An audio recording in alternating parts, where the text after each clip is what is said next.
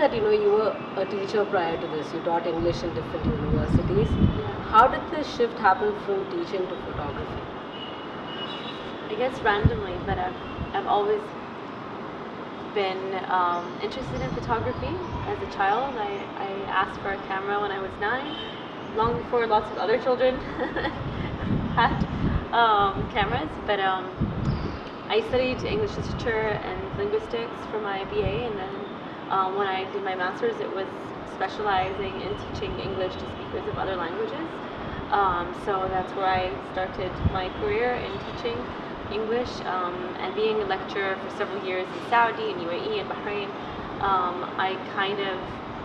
I guess I stumbled on my own free time to photograph family and friends, and somehow that my passion in social anthropology and my thesis itself was on Saudi women studying abroad and their own issues with identity in regards to being a third culture kid, or hijab and religion, and all these different kind of intertwined topics became, instead of writing them down in notes as an essay or such, I started photographing that. And I think there's a wider audience with photography where a paper can be read by 30 to maybe 100 people. A photo can be viewed by many, many more. Absolutely.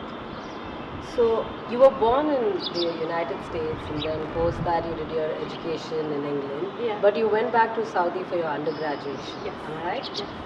Why so? You could have done the same thing. I'm sure you have better universities in the US. I think so too, and I unfortunately think my parents would agree and disagree. It actually happened that I was born and raised abroad because both my parents were studying their masters and PhDs, and then they had finished and graduated. So they had come back to Saudi to start working for the universities that sent them on scholarships. And being the eldest sibling, I guess, we had to be closer together. Now my siblings are studying, my sisters studied abroad, but for me initially it was kind of, stay, we need to be close. So. Do you think your stay in South, those 5 years, they influence most of your work now? Or at least gave a base to what? It gave a base. It definitely gave it a base, because a lot of times as children we have school and our families, and that's it. In university you kind of have more exposure and less rules and regulations of what you can do and what you can't. We're more exposed to things that we want to do and kind of overcome all the obstacles that we're not supposed to. So yeah, it was, I guess I experimented a lot with questioning authority, with knowing what I can do, with understanding that there's different types of authority, that it's not just government or not just religion, but society is also another regulation that we have to kind of. So I think there's Saudi is becoming very, at least a bit progressive from what it was. 6 months back, women were permitted to drive, and now there's women allowed to vote. And I think you covered the. So I was allowed to. So we were allowed to vote in the municipality elections, and it was the first time that women were allowed to vote. But it was only the second time that men were also allowed to vote. So it's a big thing for voting, and we're now voting for the municipality elections. So it's baby steps. So as a photojournalist, there are a lot of images when you look at the exhibit itself downstairs. There's some perfectly taken pictures, but when you look at the image, it has a lot of things going on. It has a deeper meaning to it. So as a photojournalist, where do you draw the line in regards to social responsibility, or things like that, like abuse, discrimination? Where do you draw the line as a photojournalist? I mean, I think each photographer has a different view, and for me personally, I always feel that a winning image is one that triggers my emotions and challenges my mind and provokes my thoughts. So I want to question, I want to know why, or I want to feel something. If it educates me in any way, then or inspires me, then I always feel that this is why we do what we do. This is why I want to continue doing this. I think sometimes, yes, the aesthetics is perfect, and that's a beautiful image. But to me, it's not just about that. I want more. I don't know, I feel that, I share a lot of captions. Sometimes my captions are very long, and sometimes I want to share something that's very silly and mundane in my life. So my work doesn't always have to be serious or silly. It can be either one, or more, but I feel like it's a representation of my mind. You know, I usually say on my Instagram, like, it's a photo diary of my life, because I don't want to say that I'm taking myself too seriously in these narratives. And most importantly of all, it's never about me. It's about the stories of the people that I face, and it's their thoughts and, you know, their narratives that I'm just trying to share with everyone else. So when you're explaining someone else's narrative, you need to be very careful with your words. You need to be very particular with what you're portraying. The same thing goes with an image.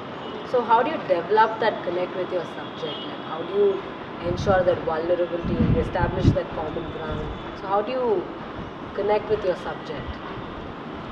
To be honest, it's very different in each story, in each person. Sometimes I connect immediately, sometimes it takes time, sometimes I have the time to invest, sometimes I don't, I'm in a rush and it's a very short story. I just have this feeling that I don't want to photograph someone in a way that victimizes them or that shows them in a manner that they don't want to be perceived as. We all have our past, and we all want to kind of share the things that make us connect. You know, the stories that resonate are the most powerful ones. So sometimes I'm photographing someone that I don't understand why they took this bad action, you know, or this thing that changed their life to a disastrous one. But if I understand that there's something else about their life that I can understand, then I'll connect with them and that I can show them. In the end, I try as much as possible to show them my work, to show them their portrait or their story, whether it's in words and captions, or at least I tell them what I'm going to say. And if they say yes, if they agree, then I feel that I've succeeded. I don't want to harm anyone. I don't want to show that I've lied or used their misfortune for me to get any kind of, you know, points. I hope that I never do that, or that anyone I cross never does that. But it's more of, you know, just showing the compassion that we all share together. So photography is a very broad spectrum. You have so much happening with photography, like photojournalism, some 80 different genres in photography, and then you have cinema. It's a huge, you know. So where do you see photography going in the next 10 years? What do you think is the future for photography? From a journalist point of view, that is. I think photography is shifting very fast, and that makes a lot of people uncomfortable. But I think that's okay. It's okay to be uncomfortable. That means we just have to work harder. I think with social media, free social media platforms, a lot of people who are amateur photographers have become very, you know, fastly, I don't know, like growing, established. They've been chosen by great and, you know, amazing editors that have kind of seeked those budding photographers, and the opposite has become for a lot of the other kind of well-seasoned photographers who feel that they're now losing towards the younger generation. All of it is kind of a natural transition, and that's okay. We all have to work very hard to kind of prove ourselves, and it's such a saturated market in the world, just in general, everything. Like, everyone's a photographer if they have the tool. But I'm also saying that I don't care, because it's not the tool that makes you a photographer. It doesn't make you more passionate. If you're going to use less, you know, powerful tools, but you're still giving a very important story, then good for you. You're changing people. You're trying to make a I don't know, a positive step in what we can actually do in this whole imbalance of narrative and presentation and representation.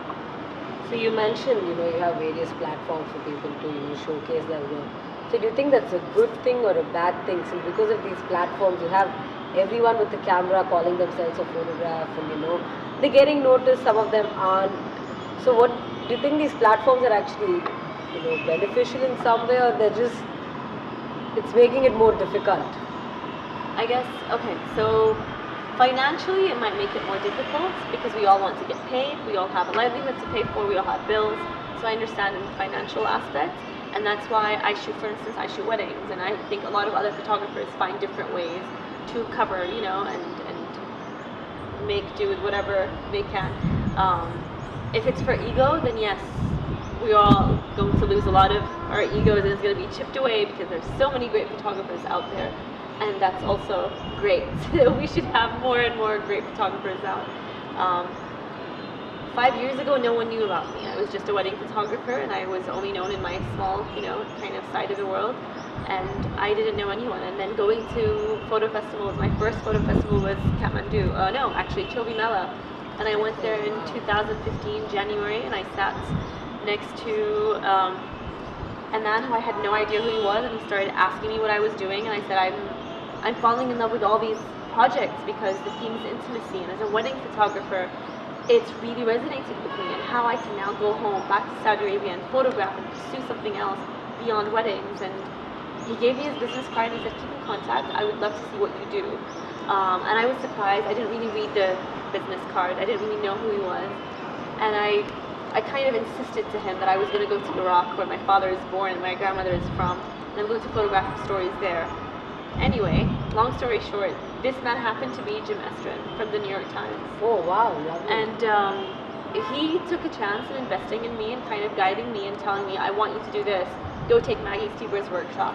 Go look beyond and find out what the collective Rawiya, this, you know, all-female photographers from the Middle East. So he just kind of guided me, but that actually set me in a path to find my own voice and my own career, you know. I think there's many hardworking photographers who are investing a lot, and they're interested, and they want just a nudge from the right, you know, the right person. And great like-minded people like Maggie Stieber, like Tanya Hamshuka, like Nusha. These photographers are always there to kind of, I guess, be this angel to kind of support and push. And I'm very lucky to have met. What are you working on currently? I'm still working on my Saudi Tales of Love, and I already have a very good idea of the book that I want it to be, but it's still kind of work in progress, and every time I meet another Saudi woman that has an amazing story, I'm like, wait, no, stop, I need to add more. So I don't know when it's over, but it's happening. I'm working on a project called Cyberlords of Arabia, and it's about the Generation Y or the millennials or whatever, basically generation in Saudi Arabia that are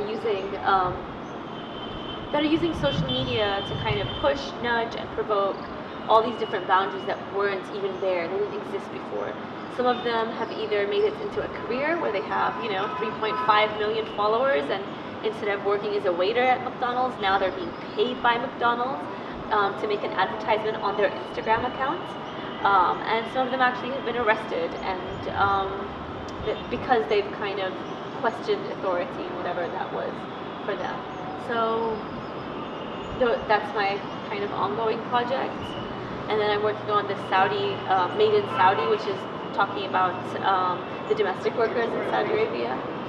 So there's so many different stories. I'm never ever stopping to kind of just take a deep breath, but I'm enjoying it. It was really nice chatting with you. Thank you. Thank you for giving us the time. Thank you for having me.